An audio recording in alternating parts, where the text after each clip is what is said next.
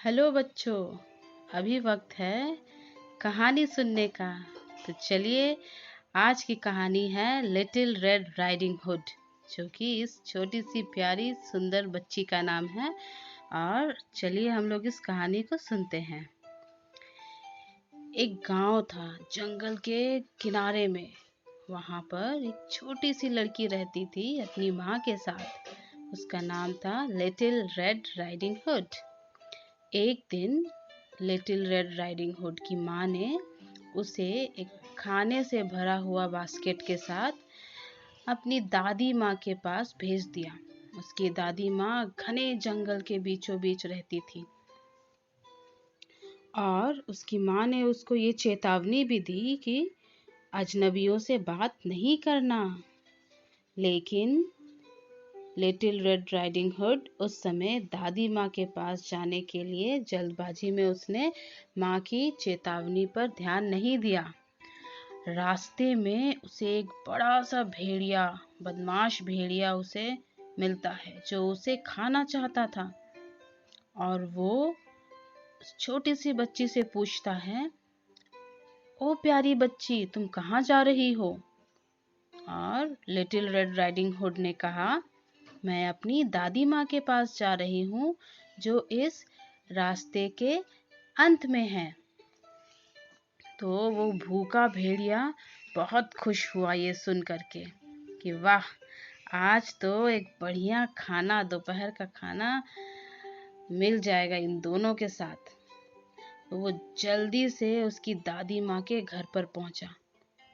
दरवाजे के पास पहुंच करके उसने नॉक नॉक करके खटखटाया और एक बहुत ही डरावनी आवाज में उसने कहा, हेलो ग्रैनी, ये मैं हूँ लिटिल रेड राइडिंग हुड, जल्दी से दरवाजा खोलिए। और जैसे ही दादी माँ ने दरवाजा खोला, वो खूंखार भेड़िया उछल करके दादी माँ को खा गया।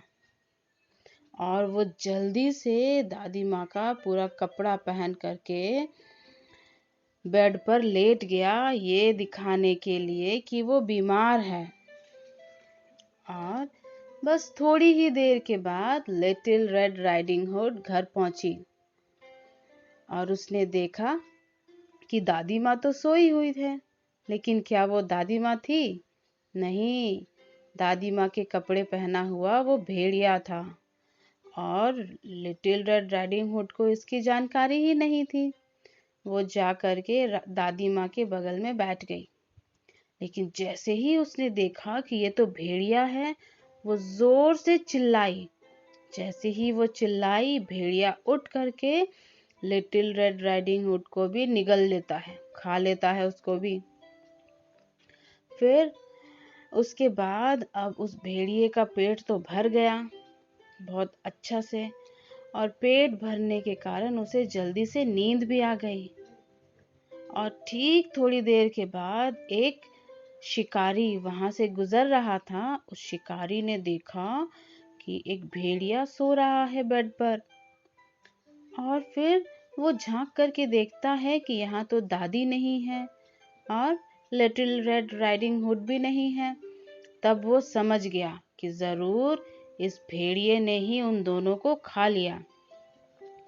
फिर उस शिकारी ने जल्दी से एक कैंची पकड़ा और कैंची से उस भेड़िए की पेट को काट दिया। जैसे ही काटा तो वहां से दादी माँ और लिटिल रेड राइडिंग हुड बाहर आ गए। और फिर उन दोनों ने उस शिकारी का धन्यवाद किया। और बाहर निकलने के बाद दादी माँ ने सुई धागे से भेड़िए का पेट सील दिया।